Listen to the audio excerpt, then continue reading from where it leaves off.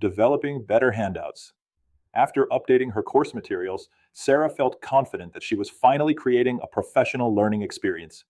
Her slides were organized, her learning objectives were clear, and her examples reflected current Arizona real estate practices. Before her next class, she proudly handed David a copy of her student workbook. He flipped through several pages before looking up with a smile. "The information is excellent," he said. Sarah smiled back. "So what's wrong with it?" David laughed. "Nothing is wrong with the information. The problem is that you've given your students a book when they really need a learning guide." Sarah looked down at the workbook. Every page was packed with paragraphs, legal references, and detailed explanations. It contained everything she wanted students to know, but very little space for them to think, write, or interact with the material. That conversation taught Sarah something she had never considered. A handout isn't simply a collection of information. It's a teaching tool. One of the biggest mistakes new instructors make is believing that more information automatically creates more learning. In reality, the opposite is often true. When students receive a page of dense text, many stop reading altogether. Others spend so much time trying to find the important points that they miss what the instructor is explaining. Effective handouts simplify learning rather than complicate it. Think about the best workbook you've ever received. Chances are, it wasn't filled with endless paragraphs. Instead, it guided you through the lesson. Key concepts stood out. Important definitions were easy to find. There was room to write notes, answer questions, and record ideas discussed during class. By the end of the course, the workbook had become a personalized study guide rather than simply another packet of paper. David explained that students should never feel overwhelmed when they open a handout. Instead, the material should naturally lead them through the lesson. Clear headings, logical organization, and concise explanations allow students to focus on learning instead of searching for information. White space isn't wasted space. It gives students room to organize their thoughts and capture examples that aren't printed in the workbook. Sarah immediately began revising her materials. Instead of copying every word from her presentation into the student guide, she highlighted the most important concepts and removed unnecessary detail. She added areas where students could write notes during discussions and included short review questions at the end of each section to reinforce learning. Almost instantly, the workbook became easier to read and much more useful. She also realized that visuals could be just as valuable as words. A simple timeline illustrating the steps of an Arizona transaction often explained a process more effectively than several paragraphs of text. A flowchart showing agency relationships helps students quickly understand concepts that previously required lengthy explanations.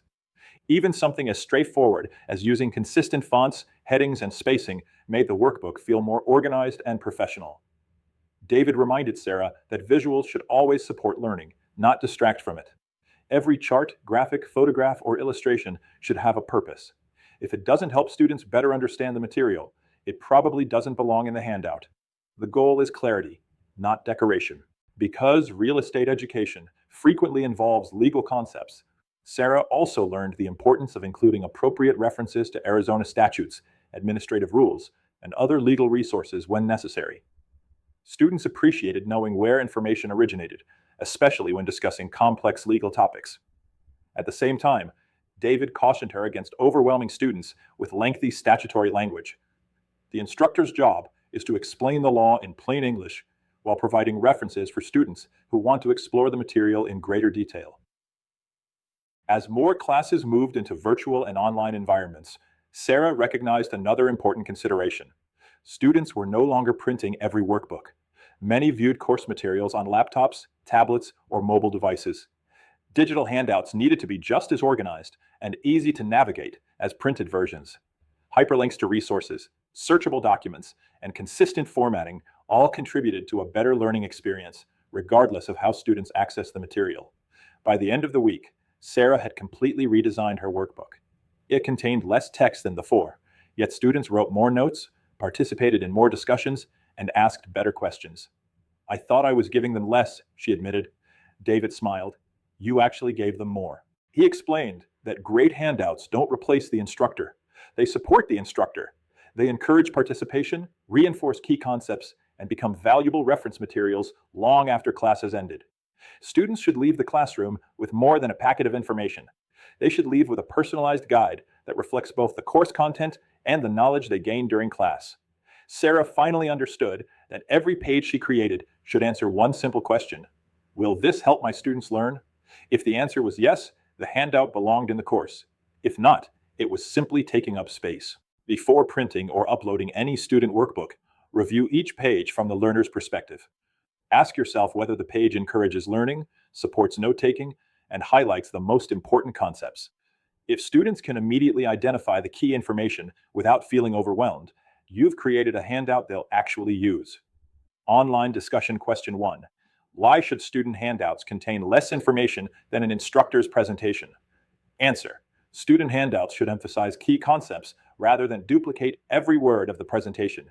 This encourages students to listen, participate, take notes, and engage with the lesson instead of simply reading from the workbook. Question 2. How can visual organization improve learning? Answer. Clear headings, logical formatting, appropriate whitespace, and meaningful graphics help students locate important information quickly and reduce cognitive overload. Well-organized materials improve both comprehension and long-term retention. Question 3. What should instructors consider when designing digital course materials? Answer. Digital handouts should be easy to read on multiple devices, maintain consistent formatting, include accessible navigation, and provide links or references when appropriate. The goal is to create the same positive learning experience whether materials are viewed electronically or in print.